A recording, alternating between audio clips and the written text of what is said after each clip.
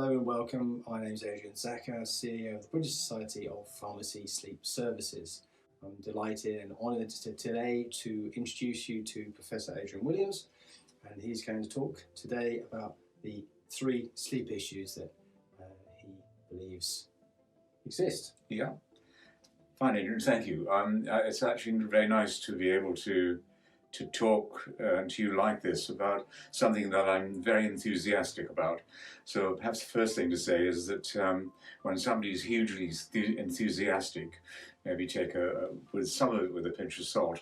But having said that, it is an enormous issue, sleep, of course, one of the pillars of health. And when things go wrong, that's very substantial and important. And it has led me over the years to think, what really are the things that go wrong at the sort of simplest level? And I've concluded that there are really only 3 sleep complaints, and they embody a lot of things, but they're really just those 3. By that I mean, there's first of all difficulty sleeping, insomnia, which is a word we all use, which is extremely common, and I'll come back to that. The second would be that people complain of being more sleepy in the day than they would wish. And there are explanations for that as well. And thirdly, things may happen at night that the patient doesn't want happening, things that go bump in the night, called parasomnias.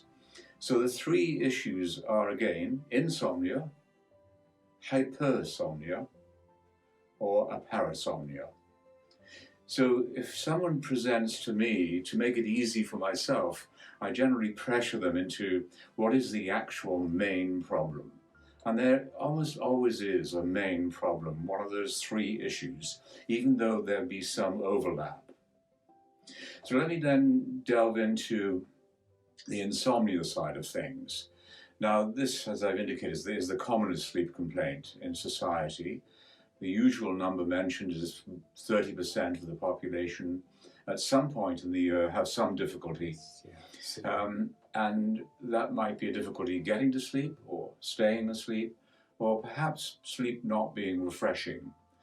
Now, that 1/3 of the population, the condition is not permanent, but 1/3 of that 1/3, that's 10% of the population, the problem carries on because it can. And this is the huge essence of it. The physiology of someone who can become insomniac is measurably different than the physiology of those of us that don't have an ongoing insomnia. That physiology is more arousable. And the concept's been held for probably 20 years that insomnia, the psychophysiological variety, is a hyperarousal state, and therefore a physiology which permits poor sleep to continue. So that's 1 in 10 of the population have an ongoing problem with their nighttime sleep, which would require a separate discussion about how to treat. When it comes to individuals, patients, complaining of being more sleepy in the day than they would wish, the measure of that is actually rather odd. It's a subjective measure. But I suppose, why wouldn't it be subjective? That you're experiencing it. And that's done by a questionnaire called the Epworth Sleepiness Scale. That's an international standard for judging whether somebody is more sleepy than usual. So what is it that might cause that person to be more sleepy than usual? And here it becomes quite simple again. In my simple mind, there's just 3 reasons why people might be more sleepy than they should be. The first, of course, is lack of sleep. By far the commonest reason. Youngsters, others just not getting enough time in bed. If that's not the case, then there may be something happening during sleep that the individual is not aware of. And the common things that we think of in the sleep clinic are snoring-related breathing disturbances, or restless legs or leg twitches during the night, disturbing the patient unbeknownst to the patient. And so a hidden cause for sleep not being efficient. Now, if that's not the case, we're left with what we consider, or I think of anyway, as an internal sleepiness, built in, if you like. The classic example is narcolepsy, which is fairly unusual, but nevertheless very real, with a well-defined pathology. And then a number of other things a little like that, which go under a general term called idiopathic hypersomnia. Now, you'll all appreciate when we're using words like idiopathic, we don't understand it, and hypersomnia is just sleepiness. But I have to stress, and I do to patients, it's not that it's a made-up condition, it's just that we don't understand it. So in summary, for people who are excessively sleepy, one needs to know, is there enough time committed to sleep? We can talk about how much sleep one needs in a moment, perhaps. Is there something happening? And asking about snoring and restless legs.